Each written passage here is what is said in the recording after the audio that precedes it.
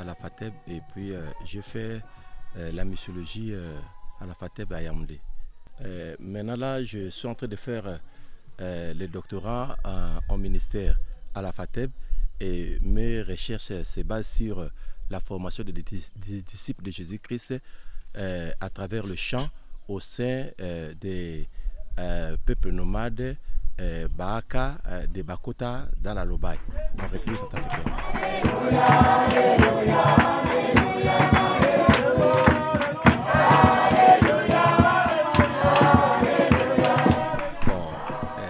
Quand Dieu m'a appelé au Congo, Brazza, mon père spirituel, le professeur Komangé Léon, il m'amenait toujours auprès des pygmées et on travaillait à Bétou. Et après, quand il est reparti il est revenu en Centrafrique, il m'a laissé la charge de conduire l'église coopération évangélique au Congo. Et on a commencé à travailler ensemble avec eux. Et jusqu'à là, je continue toujours à travailler ensemble. C'est pour cela, même dans cette mission, j'étais obligé de partir parce qu'ils m'ont envoyé des messages qu'ils vont revenir pour me voir. Donc, Dieu m'a donné des pardons pour travailler avec eux. Donc, vraiment, ça me donne l'envie d'être parmi eux. Parce qu'ils sont les peuples marginalisés, les peuples négligés. Donc, dans mon souci, je le dis qu'en Dieu, il n'y a pas les Bantous, il n'y a pas de Pygmées, il n'y a pas de Blancs. Nous sommes rachetés par le sang de Jésus. C'est pour cela que quand je suis avec eux, nous mangeons ensemble, nous restons ensemble. Et je partage même mes biens. Vous voyez, quand on revient là-bas, ils sont venus, ils ont raclé tous mes habits. Ils étaient joyeux.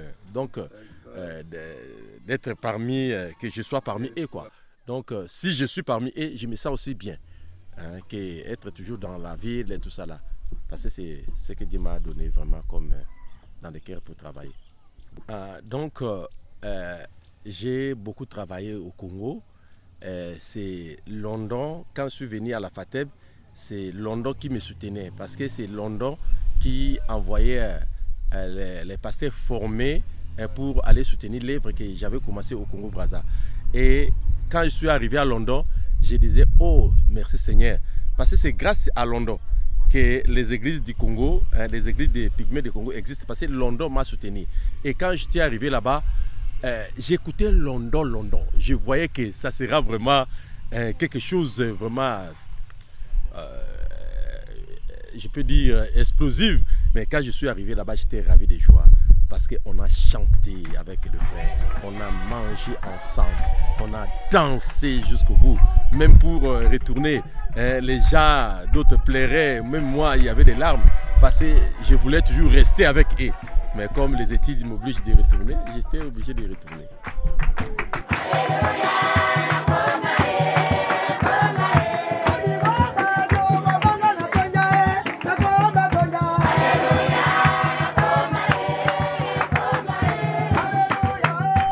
Moi, j'espère pour eux que le pygmée laisse vraiment la tradition et qu'il laisse le syncrétisme, donc mélange de la tradition avec la parole de Dieu.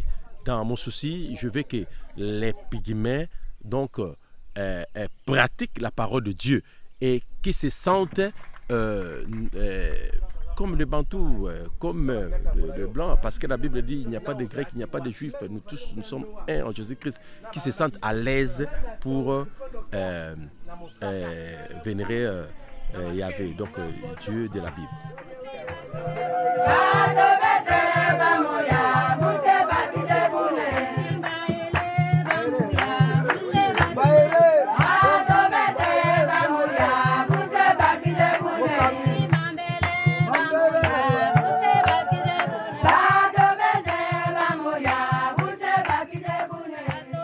Mais nous avons seulement un seul Dieu, il n'y a pas d'autres dieux. C'est pour cela même dans le thème qu'on a développé à London, que notre Dieu, le Dieu créateur de cieux et la terre, il est jaloux.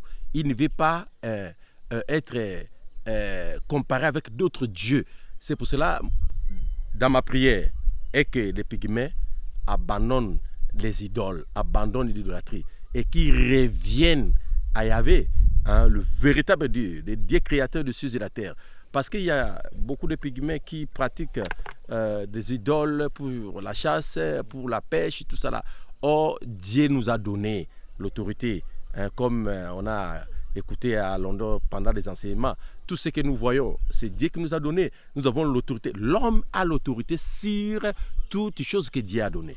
Que les pygmées voient que c'est Dieu qui a donné des antilopes et que Dieu qui a donné des arbres, qui ne vénèrent pas les arbres, qui ne vénèrent pas les idoles. Ça, c'est ma prière.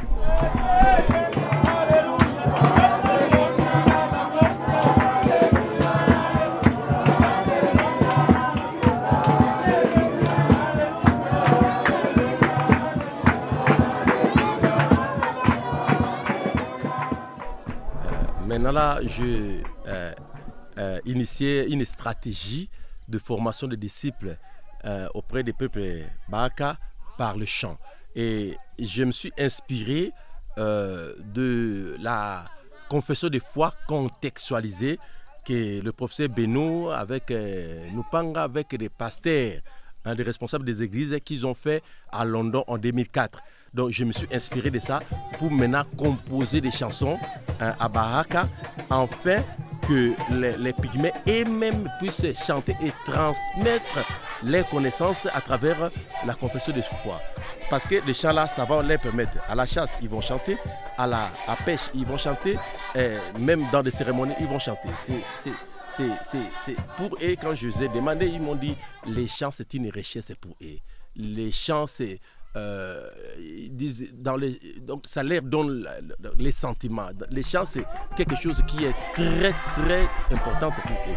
C'est pour cela qu'on va initier maintenant pour faire, si Dieu donne des opportunités, on va aller campement par campement, on va former des mbaïs. Les mbaïs, ce sont des aînés de la famille. Quand les mbaïs seront formés, les mbaïs vont continuer à former leur famille afin que maintenant l'évangile se communique par les chants.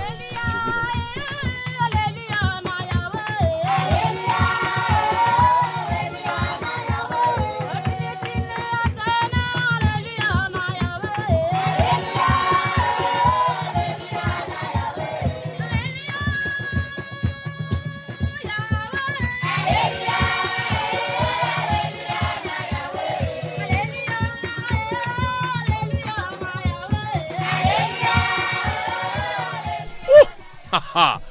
Mais les pygmées dépensent des bantous.